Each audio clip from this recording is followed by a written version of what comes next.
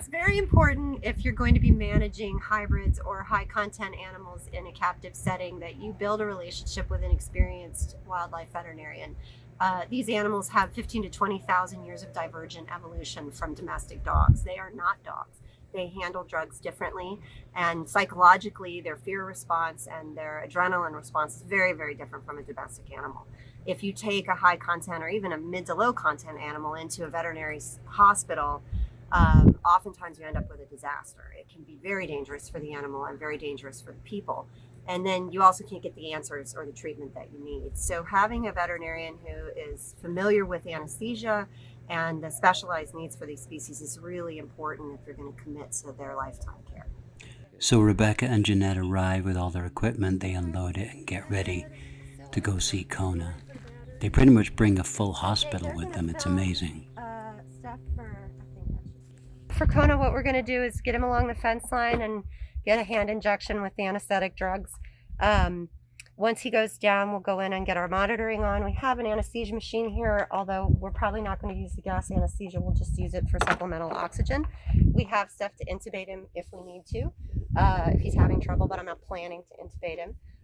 This procedure should be less than an hour, ideally, so usually I won't intubate unless I need to do something invasive or we're going to be under anesthesia for a while or we're moving the animal. He'll have a thorough physical exam. We're going to draw blood for a full CBC chemistry, check his thyroid. We'll get a good look in his mouth and see if we can see what's causing that odor, if there's a problem tooth, take some x-rays of his mouth if necessary for the dentist, check his whole body with survey radiographs. Trim his nails. And does he need any vaccines? Does he need his distemper parvo vaccine? I think he's up to date, I'll check real fast. Okay, I have them with me if we want to give that. I know he's current on rabies, and I can deworm him with an ivermectin injection if you would like. Is he current with his deworming? I think he's current. Okay. Yeah, I think so we don't need to do ivermectin. We'll check. Okay, I'll pull his records easy and take a to look. give him some ivermectin. We're also going to run him a liter of sub-Q fluids, and we've got ice packs in case he gets a little bit too hot. But that area is shaded, right? Yep. Okay. Yeah.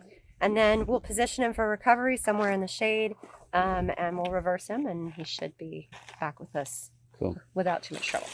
Kona's really interesting. He can be with babies, little kids. He's the sweetest guy in the world, but if he sees a syringe or a vet, he turns into a wild animal.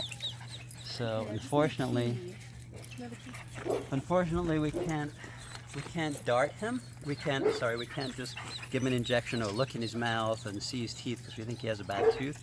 You actually have to knock him out for any exam. He will not let you touch him, not without taking a finger off or something. So, some of our guys, super easy, take him to the vet, throw on Loki, they full examination. Taboo was like that too. He's not one of them. What's that? That is Sarge. That's Sarge. He's mad because he knows the vet is here. It's okay. Well, you smell my pocket? So we actually moved Kona into Merlin's old enclosure, the reason being it's more shaded, and he also has a fan and a swamp cooler in there. The plan is just to try and stick him through the fence. That's the first plan. But Kona's too smart for that. Hi, Coney. He's been this route before, and he knows Rebecca.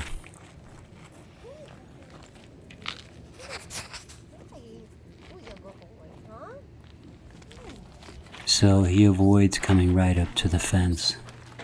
Now I could push him against the fence, but if she hits him with the needle and he gets upset, 1, he could bite me, and 2, he's not going to trust me anymore. We have a great relationship, so I don't want to ruin that. Kona. Well, we try for a little while on plan number 1, and it's just not going well. So I decide to give it a go.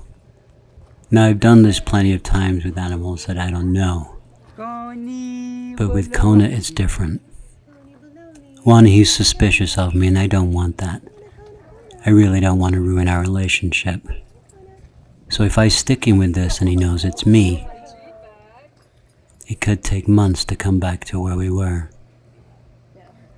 So eventually, after thinking about it, we decide to scrap it. Coney.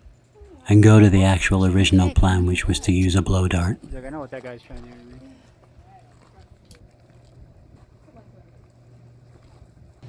We actually prefer the blow dart, especially for an animal like Kona.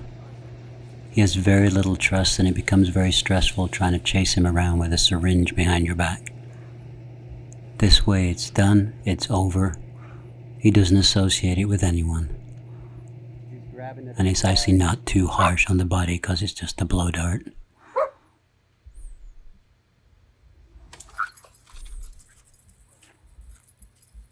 It looks a little rough maybe if you're seeing this for the first time.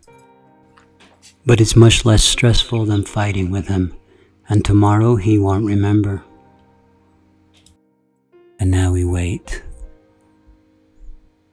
This part always makes me feel a little sad, because it looks kind of sad, but he just has to fall asleep, and the rest will be stress-free. It took him a good while to fall asleep, actually. But when he did, they started loading their equipment in. This way he won't remember anything when he wakes up, and you can fully examine him. First you gotta make sure he's fast asleep. I've seen animals jump up from this state and start running again. But he was out.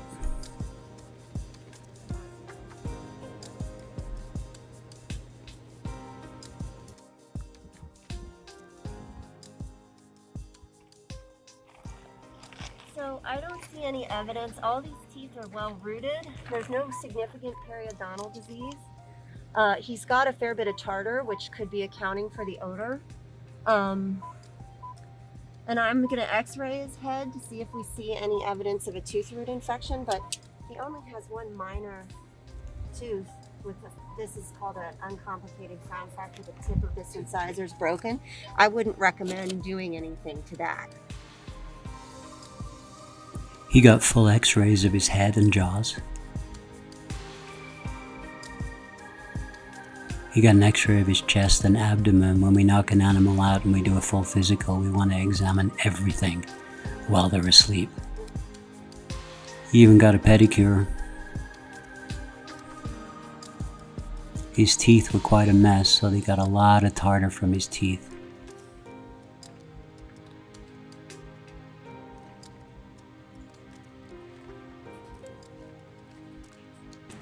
And then he was put in the cool room to recover.